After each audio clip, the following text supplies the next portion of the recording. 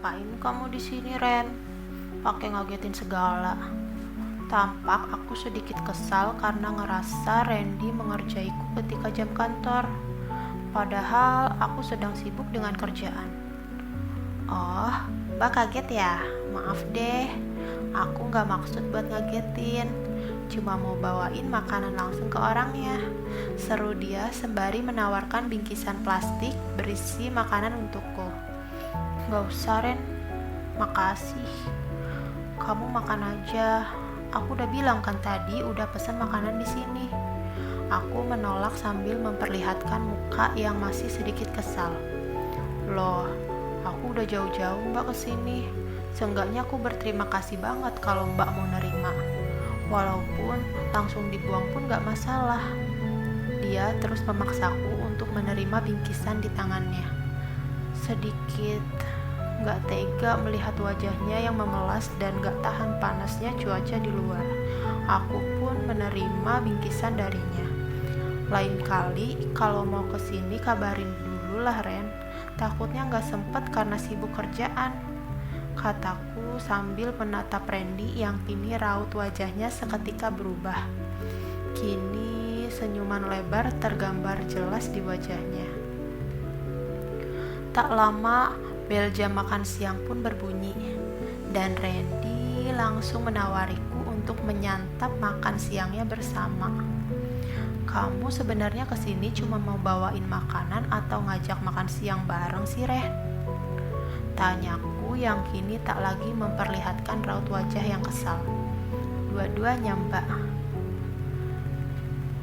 Kita makan siang di mobil aja yuk, Mbak. Atau mau di mana? Ya udah di mobil aja, Ren.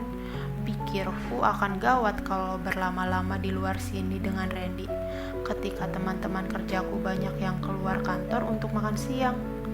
Kalau sampai ada yang lihat, bisa jadi bahan gosip. Rata-rata mereka sudah kenal dengan suamiku, Mas Irfan. Di dalam mobil, kita pun makan sambil mengobrol. Aku pun menanyakan soal kabar keluarga kecilnya Randy di Bogor. Apa dia nggak ngerasa kangen? Dan apa dia ada rencana untuk pulang? Dia pun bercerita kalau sedang ada masalah dengan istrinya. Dia bilang kalau hubungan mereka sekarang tidak lagi harmonis, dan dia justru lebih senang ketika kerjaannya jauh dari rumah. Aku tak mau menanyakan lebih lanjut soal ada permasalahan apa dia dengan istrinya. Kupikir itu bukan urusanku. Biarlah itu jadi urusan keluarga mereka sendiri. Yang kupikirkan justru memberinya support dan sekedar saran untuk menyelesaikan apapun permasalahannya. Tapi kemudian aku berpikir, apa karena itu Randy jadi berani pecicilan, jadi berani menggodaku untuk melampiaskan kejenuhannya. Udah bel masuk, aku duluan ya, Ren. Aku berpamitan ke Randy untuk kembali ke kantor. Oh iya, makasih ya buat makan siangnya, lanjutku sambil tersenyum. Tunggu Mbak. Tiba-tiba Randy menghentikanku sembari meraih tanganku. Kenapa, Ren? Itu ada sisa makanan di bawah bibir, Mbak, balas Randy sambil menatapku tajam. Kirain ada apa. Ketika tanganku hendak membersihkan bibirku, seketika pula tangannya meraih tanganku dan memegangnya. Biar aku yang bersihkan, Mbak. Wajahnya dengan sekejap menghampiri wajahku dan tak disangka lalu menciumku.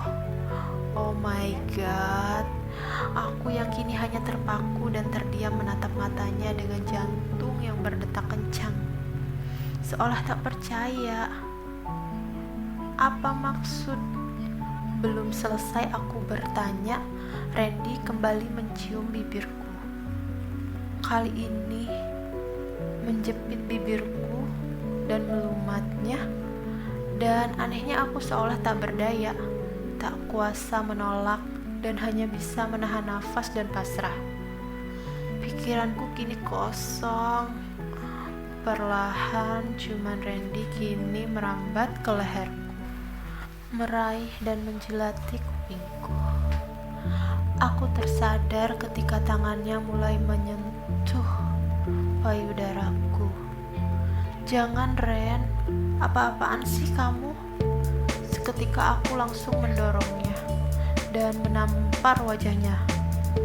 Randy pun langsung terdiam sambil tertunduk. Kamu kok sekarang berani kurang ajar sih, Ren? Kamu gak ingat aku ini siapa? Aku marah dan menatap tajam Randy yang mulai melihatku dengan raut wajah tak seperti biasanya. Sulit bagiku menggambarkan situasi sekarang ini. Dia terus menatapku, dan kini amarahku yang tadi meluap langsung berubah menjadi rasa kasihan. Tiba-tiba rasa penyesalan dan bersalah muncul. Terlebih lagi, tangan Randy yang masih saja memegangi pipinya yang barusan kutampar, sambil kini memandangiku dengan raut wajah yang sedih. Dan aku bingung seolah benar-benar tak tahu harus berkata apa.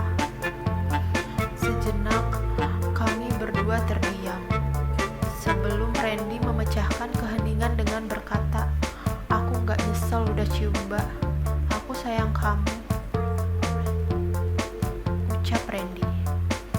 "Kamu sadar kan aku ini istri Mas Irfan?" Jawabku. Aku sama sekali tak mengerti dengan apa yang dipikirkan oleh Randy. Dia sama sekali tidak merasa ada penyesalan setelah berlaku kurang ajar padaku. "Iya, aku sadar kok. Tapi aku gak bakal nyerah buat dapetin hati mbak." "Maksud kamu apa sih? Kamu udah gila, Ren?" Seketika aku langsung membuka pintu mobil dan lantas keluar meninggalkan Randy. Hari ini terasa sangat aneh selama hidupku.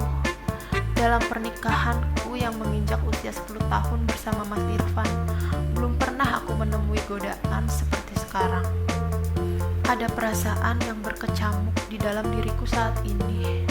Tidak kupungkiri juga jika aku punya perasaan yang sama terhadap Randy. Kesetiaanku benar-benar sedang diuji. Mungkinkah ini ujian terberat yang diberikan Tuhan dalam pernikahanku? Konsentrasiku sekarang terhadap kerjaan seketika sudah kehilangan fokus. Pikiranku kini melayang entah kemana. Yang ku khawatirkan kali ini adalah melihat jam berapa sekarang. Aku sangat tidak ingin pulang ke rumah.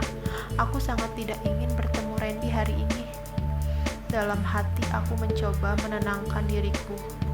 Jika harus membuang perasaan ini jauh-jauh, meyakini kalau semua yang terjadi hanya perasaan yang sesaat muncul lalu akan segera hilang. Tidak terhitung sudah berapa kali aku menghela nafas panjang. Waktu berlalu sangat cepat. Tak terasa bel jam pulang kantor berbunyi. Dan perasaan ini belum juga hilang. Justru makin bertambah besar, semakin kacau. Dan bunyi telepon di handphoneku ikut menambah kericuhan dalam batinku saat ini. Sejenak aku diamkan handphone berdering sambil kembali menghela nafas terlebih dahulu. Dan kulihat ternyata Mas Irfan yang menelpon. Oh my god, ternyata sampai 8 kali panggilan masuk. Memang sempat kumatikan sejak tadi siang handphoneku. Wanti-wanti kalau ada telepon dari Randy. "Iya Pak, maaf tadi handphonenya lowbat. Papa udah pulang belum?" "Papa udah pulang dari kantor mah tadi jam 3. Sekarang lagi di rumah sakit. Randy kecelakaan mah, jadi papa dari kantor langsung izin jenguk." Alangkah terkejutnya diriku mendengar perkataan Mas Irfan barusan. "Hah? Maksud papa gimana? Randy kecelakaan? Terus sekarang kondisinya gimana? Dirawat di rumah sakit mana, Pak?" Mas Irfan langsung kuhujani dengan pertanyaan-pertanyaan, seperti tak percaya apa yang sedang terjadi. Muncullah rasa bersalahku. Apa Randy kecelakaan karena memikirkan kejadian tadi siang? ketika bersamaku. Sungguh, aku sangat khawatir padanya.